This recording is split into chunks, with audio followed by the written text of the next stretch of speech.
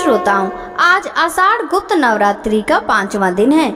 यह दिन है दो अत्यंत विरोधी दिखने वाले लेकिन भीतर से गहराई से जुड़े हुए रूपों का। एक ओर है माँ स्कंद माता जो ममतत्व, वात्सल्य और शांति की प्रतीक है, और दूसरी ओर है महाविद्या छिन्नमस्ता जो आत्म बलिदान, चेतना और विकार विनाश की परम शक्ति है।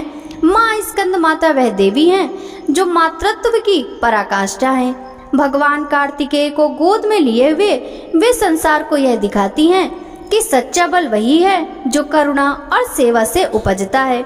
उनका मुखमंडल शांत है और उनकी गोद में शौर्य पलता है। और वहीं दूसरी ओर है महाविद्या माँ छिन्नमस्ता जिनका रूप देखने में अचंभित करता है।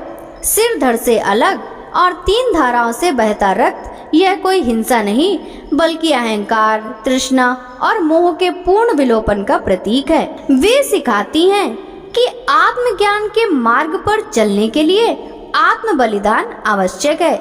जब तक अपने भीतर की वासनाएं नहीं कटती तब तक शुद्ध साधना संभव नहीं। आज का दिन हमें यह सिखाता है कि मातृत्व और बलिदान, करुणा और कठोरता दोनों का संतुलन ही साधना को पूर्ण बनाता है। सभी प्रेम से बोलिए माँ स्कंद माता की जय, महाविद्या माँ छिन्नमस्ता की जय। और आज आप सुनेंगे श्री दुर्गा सप्तशती का अध्याय 9 और 10। आज के अध्याय शुरू करने से पहले हम सब मिलकर माँ भगवती का ध्यान करें। मैं अर्धनारीश्वर के श्री विग्रह की निरंतर शरण लेती हूँ। उसका वर्ण बंदूक पुष्प और स्वर्ण के समान रक्त पीत मिश्रित है। वह अपनी भुजाओं में सुंदर अक्षमाला, पास, अंकुश और वरद मुद्रा धारण करता है। अर्धचंद्र उसका आभूषण है और वह 3 नेत्रों से सुशोभित है। ओम नमः चंडिकाय 9वें अध्याय में निशुंभ वध का वर्णन किया गया है। राजा सुरथ ने कहा, हे भगवान, आपने रक्त बीज के वध का वृतांत मुझे सुनाया। रक्त बीज के मरने पर क्रोध में भरे हुए शुभ व निशुंभ ने जो कर्म किया मैं उसे सुनना चाहता हूँ। महर्षि मेधा ने कहा, रक्त बीज व अन्य असुरों के मर जाने पर शुंभ और निशुंभ बहुत क्रोधित हुए और अपनी बहुत सी बड़ी सेना का इस प्रकार सर्वनाश होते देखकर निशुंभ देवी पर प्रहार करने के लिए दौड़ा। उसके साथ बहुत से बड़े बड़े असुर देवी को मारने के लिए आए और महाबलशाली शुंभ भी अपनी सेना सहित चंडिका को मारने के लिए बढ़ा। फिर शुंभ और निशुंभ का देवी से घोर युद्ध होने लगा और वे दोनों असुर इस प्रकार देवी पर बाण फेंकने लगे जैसे बादलों से वर्षा हो रही थी। उनके बाणों को देवी ने अपने बाणों से काट डाला और अपने शस्त्रों की वर्षा से उन दोनों असुरों को चोट पहुंचाई। निशुंभ ने तीक्ष्ण तलवार और चमकती हुई ढाल लेकर देवी के वाहन सिंह के मस्तक पर वार कर दिया। अपने वाहन को चोट पहुंची हुई देखकर देवी ने अपने क्षुरप्र नामक बाण से निशुंभ की तलवार व ढाल दोनों काट डाला। तलवार और ढाल के कट जाने पर उसने देवी पर सख्ती से प्रहार किया। देवी ने अपने चक्र से भी उसके 2 टुकड़े कर दिए। अब तो दैत्य क्रोध से जला भुना हो गया और उसने देवी को मारने के लिए सूल फेंका, किंतु देवी ने अपने मुक्के से ही उसे चूर चूर कर डाला। फिर उसने देवी पर गदा से वार किया, लेकिन देवी ने त्रिशूल से भी उसको भस्म कर दिया। इसके बाद फरसा हाथ में लेकर आते देख देवी ने उसे अपने तीखों बाणों से मूर्छित कर धरती पर सुला दिया। अपने पराक्रमी भाई निशुंभ के इस प्रकार से धराशायी हो जाने पर शुंभ ने क्रोध में भरकर देवी को मारने के लिए दौड़ा। वह रथ में बैठा हुआ उत्तम आयुधों से सुशोभित अपनी 8 बड़ी बड़ी भुजाओं से सारे आकाश को ढके हुए था। उसे आते देखकर देवी ने अपना शंख बजाया और धनुष की टंकार का भी अत्यंत दुस्सह शब्द किया। साथ ही अपने घंटे के शब्द से जो सारी असुर सेना के तेज को नष्ट करने वाला था संपूर्ण दिशाओं को व्याप्त कर दिया। फिर देवी के सिंह ने भी अपनी दहाड़ से, जिसे सुनकर बड़े बड़े गजराजों का मद चूर चूर हो जाता था, आकाश, पृथ्वी और 10 दिशाओं को गुंजा दिया। फिर काली ने आकाश में उछलकर अपने दोनों हाथों में पृथ्वी पर आघात किया। उससे इतना भयंकर शब्द हुआ कि पहले के सारे शब्द शांत हो गए। इसके बाद शिवदूती ने असुरों में भय उत्पन्न करने वाला अट्टहास किया, जिसे सुनकर सारे असुर थर्रा उठे। और शुंभ को बड़ा क्रोध हुआ। उस समय देवी ने शुंभ से कहा, अरे दुष्ट, खड़ा रहे। तभी आकाश में सभी देवता जय हो बोल उठे। शुंभ ने वहां आकर ज्वालाओं से युक्त अत्यंत भयंकर शक्ति छोड़ी। उसे देवी ने अपनी महोलका नामक शक्ति से काट डाला। हे राजन, फिर शुंभ के सिंहनाद से तीनों लोग गूंज उठे और उसकी प्रतिध्वनि से वज्रपात के समान भयंकर शब्द हुआ, जिससे इससे पहले के सारे शब्दों को जीत लिया। शुंभ के छोड़े बाड़ों को देवी ने और देवी के छोड़े बाड़ों को शुंभ ने अपने बाड़ों से काटकर हजारों टुकड़े कर दिए। तब चंडिका के क्रोध में भर शुंभ को त्रिशूल से मारा, जिससे वह मूर्छित होकर पृथ्वी पर गिर पड़ा। इतने में ही निशुंभ की मूर्छा दूर हुई तो उसने धनुष लेकर अपने बाड़ों से देवी चंडिका, काली तथा सिंह को घायल कर दिया। फिर उस राक्षस ने 10,000 भुजाएं धारण करके चक्रादि अस्त्रों से देवी को आच्छादित कर दिया। तब भगवती दुर्गा ने कुपित होकर अपने बाड़ों से उन बाड़ों तथा चक्रों को काट डाला। यह देख निशुंभ असुर सेना के साथ हाथ में गदा लेकर चंडिका को मारने के लिए दौड़ा। उसके आते ही देवी चंडी ने तीक्ष्ण धार वाले खड़ग से उसकी गदा काट डाली। फिर उसने सूल हाथ में लिया। देवताओं को दुख देने वाले निशुंभ को सूल हाथ में लिए देखकर चंडिका ने अपने सूल की उसकी छाती चीर डाला। सूल से विदीर्ण हो जाने पर उसकी छाती से एक अत्य उस जैसा ही पराक्रमी दैत्य ठहर जा कहता हुआ निकला। उसकी बातें सुनकर देवी ने बड़े जोर से ठहाका लगाया। अभी वह पूरी तरह निकल भी नहीं पाया था कि देवी ने उसका सिर अपनी तलवार से काट डाला, जिससे वह पृथ्वी पर गिर पड़ा। फिर सिंह दहाड़कर असुरों को खाने लगा और काली तथा शिवदूती भी राक्षसों का रक्त पीने लगी। कौमारी की शक्ति से कई महादैत्य नष्ट हो गए। ब्रह्मांडी के कमंडल के जल से अनेक असुर समाप्त हो गए। कुछ दैत्य माहेश्वरी के त्रिशूल से विदीर्ण होकर पृथ्वी पर गिर पड़े और कुछ वाराही के प्रभाव से धराशायी हो गए।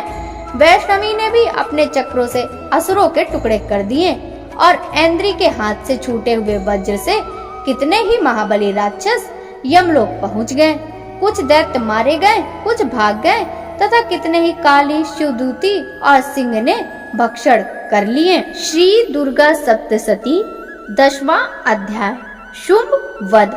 महर्षि मेधा ने कहा, हे राजन, अपने प्राणों के समान प्यारे भाई को मरा हुआ तथा सेना को नष्ट हुआ देखकर क्रोध में भरकर दैत्यराज शुंभ कहने लगा, दुष्ट दुर्गे, तू बल के अभिमान में आकर घमंड मत दिखा, क्योंकि तू दूसरे के बल पर लड़ रही है।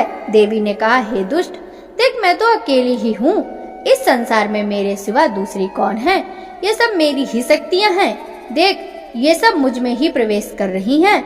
इसके पश्चात ब्रह्मांडी आदि सभी देवियाँ उन देवी के शरीर में लीन हो गईं और देवी अकेले रह गई। तब देवी ने कहा, मैं अपनी ऐश्वर्य शक्ति से अनेक रूपों में यहाँ उपस्थित हुई थी। उन सब रूपों को मैंने समेट लिया है। तब अकेली ही यहीं खड़ी हूँ, तुम भी यहीं ठहरो। महर्षि मेधा ने कहा। तब देवताओं और दैत्यों के देखते देखते देवी तथा शुंभ में भयंकर युद्ध छिड़ गया। अंबिका देवी ने सैकड़ों दिव्य अस्त्र शस्त्र छोड़े। उधर असुर राज ने भी भयंकर अस्त्रों का प्रहार आरंभ किया। देवी द्वारा छोड़े गए सैकड़ों अस्त्रों को शुंभ ने अपने अस्त्रों द्वारा काट डाला। इसी प्रकार शुंभ ने जो अस्त्र छोड़े उनको देवी ने अपनी भयंकर हुंकार से खेल ही खेल में नष्ट कर दिया। असुर ने जब सैकड़ों बाण छोड़कर देवी को ढक लिया तो क्रोध में भरकर देवी ने अपने बाणों से उसका धनुष काट डाला। धनुष कट जाने पर दैत्यराज ने शक्ति चलाई, लेकिन देवी ने उसे भी काटकर गिरा दिया। फिर असुरेन चमकती हुई ढाल और तलवार लेकर देवी की ओर दौड़ा, किंतु समीप पहुंचते ही देवी ने अपने तीक्ष्ण बाणों से उसकी चमकती हुई ढाल और तलवार को भी काट डाला। फिर असुरराज शुंभ का घोड़ा मर गया, रथ टूट गया और सारथी मारा गया। तब वह भयंकर मुदगर हाथ में लेकर देवी पर आक्रमण करने के लिए बढ़ा, किंतु देवी ने अपने तीक्ष्ण बाणों से उसके मुदगर को भी काट डाला। इस पर असुर ने क्रोध में भरकर देवी की छाती में बड़े जोर से एक मुक्का मारा, तो देवी ने भी उसकी छाती में जारे से एक थप्पड़ मार दिया। थप्पड़ खाकर पहले तो असुर पृथ्वी पर गिरा, परंतु तुरंत ही उठ खड़ा हुआ। फिर वह देवी को पकड़कर आकाश की ओर उछला और वहां जाकर दोनों युद्ध करने लगे। वह युद्ध ऋषियों और देवताओं को विस्मित करने वाला था। देवी आकाश में असुर के साथ बहुत देर तक युद्ध करती रही। फिर देवी ने उसे घुमाकर पृथ्वी पर गिरा दिया। वह दुष्ट आत्मा असुर पुनः उठकर देवी को मारने के लिए दौड़ा। तब उसे अपनी ओर आते हुए देखकर देवी ने त्रिशूल से उसकी छाती विदीर्ण करके उसको पृथ्वी पर गिरा दिया। देवी के त्रिशूल से घायल होने पर उस असुर के प्राण पखेरु उड़ गए और उसके मरने पर समुद्र, द्वीप और पर्वत सहित समूची पृथ्वी कांपने लगी। उस दुष्ट के मरने से संपूर्ण जगत प्रसन्न व स्वस्थ हो गया तथा आकाश निर्मल हो गया। पहले जो उत्पात सूचक मेघ और उल्कापात होते थे वे सब शांत हो गए। उसके मारे जाने पर नदियां अपनी सही मार्ग से बहने लगी। समस्त देवताओं का हृदय हर्ष से भर गया और गंधर्वगण मधुर गीत गाने लगे।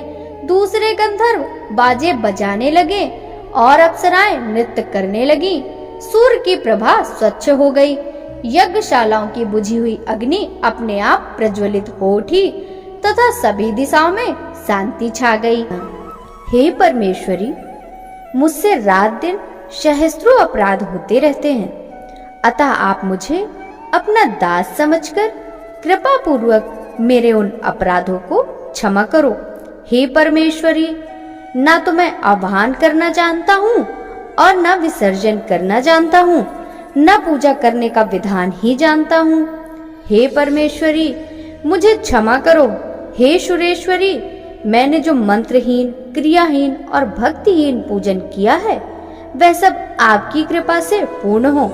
सैकड़ों अपराध करके भी जो भक्त आपकी शरण में आकर केवल जगदम्ब कहकर पुकारता है वह उस दुर्लभ गति मोक्ष को प्राप्त करता है जिसे ब्रह्मादि देवगण भी पाने में असमर्थ होते हैं। हे जगदम्बिके, मैं अपराधी हूँ किंतु आपकी शरण में आया हूँ। इस समय मैं दया का पात्र हूँ, तुम जो चाहे करो। हे देवी, हे परमेश्वरी, अज्ञानवश या बुद्धि भ्रम होने के कारण भूल से जो कुछ भी मैंने कम या अधिक कर दिया हो वह सब क्षमा कर प्रसन्न हो। हे जगमाता कामेश्वरी, हे सच्चिदानंद स्वरूपिणी महेश्वरी, आप प्रेम पूर्वक मेरी यह पूजा स्वीकार करो और मुझ पर प्रसन्न हो। हे सुरेश्वरी, आप गोपनीय से भी गोपनीय वस्तु की रक्षा करने वाली हो। आप मेरे द्वारा किए हुए इस जप को ग्रहण करके मेरे सभी अपराध क्षमा करो। हे देवी, हे महेश्वरी, आपकी कृपा से मुझे सिद्धि प्राप्त हो। जय माता दी। इस प्रकार श्री मार्कंडेय पुराण में शावर्णिक मनवंतर की कथा के अंतर्गत देवी महात्म्य में शुभवद नाम का 10वां अध्याय पूर्ण हुआ। इसके आगे के अध्याय आप सभी कल की वीडियो में जरूर सुनिएगा। सभी भक्तों को जय माता दी।